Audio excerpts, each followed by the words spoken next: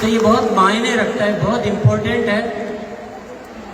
अच्छा ये हुआ है कि सरकार ने इस दिशा में ध्यान दिया, इसके कानून बनाए, इसको एक अच्छी पहचान दी।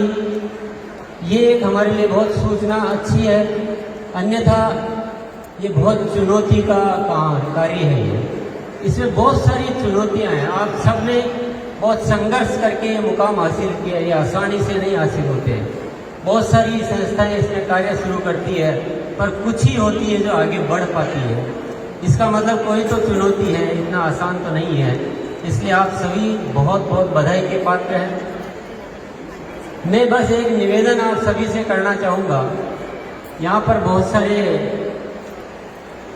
हमारे जो भी डायरेक्ट सेलर्स आए और उन्होंने कुछ अपनी उपलब्धियों की बात की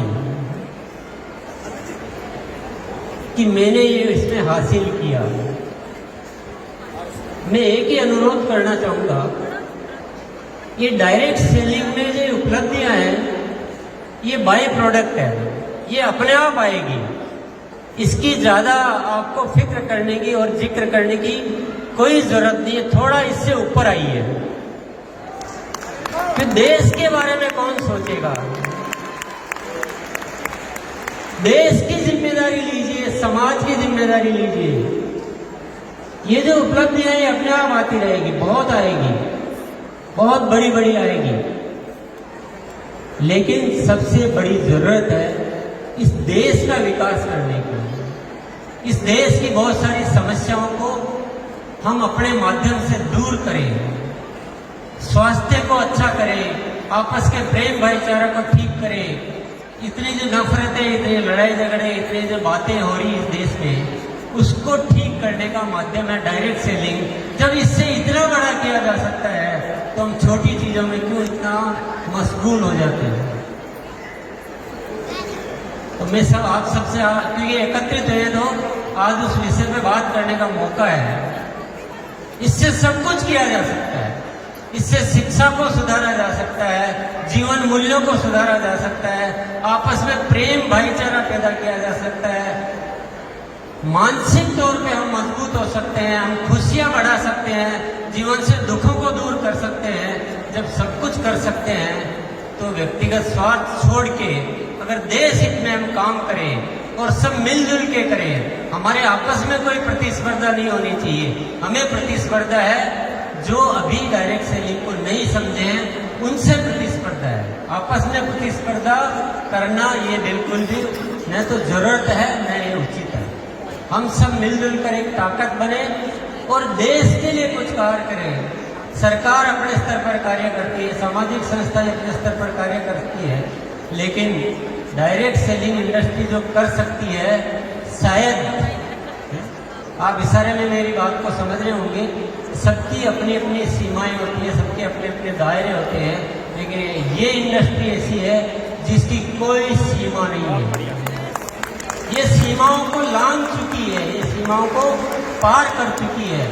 हमें ऐसा करके दिखाना है, ऐसा करके दिखाना है कि सरकार भी ये मानने के लिए मजबूर हो जाए कि देश के विकास में डायरेक्ट सेलिंग इंडस्ट्री का सबसे महत्वपूर्ण रोल होता है।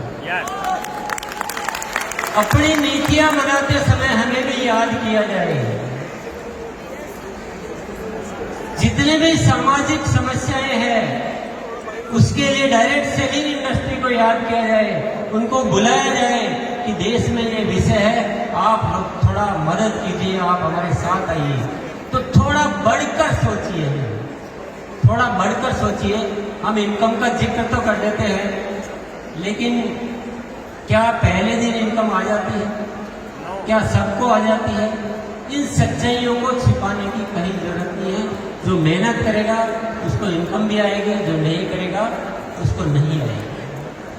किसी को मिसगाइड कभी नहीं करना चाहिए, ये थोड़ा सा अदरवाइज हो जाता है। और जब हम सामूहिक तौर पे कोई कार्यक्रम करें तो प्लीज ये जिक्र तो नहीं किया जाए तो अच्छा है। ये हमारी भी कोई वैल्यूज होनी चाहिए, डायरेक्ट सेलिंग इंडस्ट्री की भी कोई वैल्यूज होनी चाहिए। इनकम अपना पर्सनल आपकी मीटिंग सेमिनार होती है, तब हम जिक्र करें, बहुत अच्छी बात है। जब सामूहिक स्तर पर कोई आयोजन होता है तो हमें कुछ बड़ी बात करनी चाहिए, कुछ ऊपर निकलना चाहिए, कुछ देश की बात करनी चाहिए, कुछ सामाजिक विकास की बात करनी चाहिए। और हम सबको मिलकर आज एक संकल्प लेकर जाना है कि हमको इस कार्य के माध्यम से इस देश को अच्छा बनाना है, जीने लायक बनाना है, विश्व गुरु बनाना है।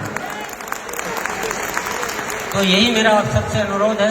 पुणे में आप सभी को बहुत बहुत धन्यवाद देता हूँ, आयोजकों को धन्यवाद देता हूँ, मुझे बोलने का मौका दिया उसके लिए मैं बहुत बहुत धन्यवाद देता हूँ। शुक्रिया, नमस्कार, भारत माता की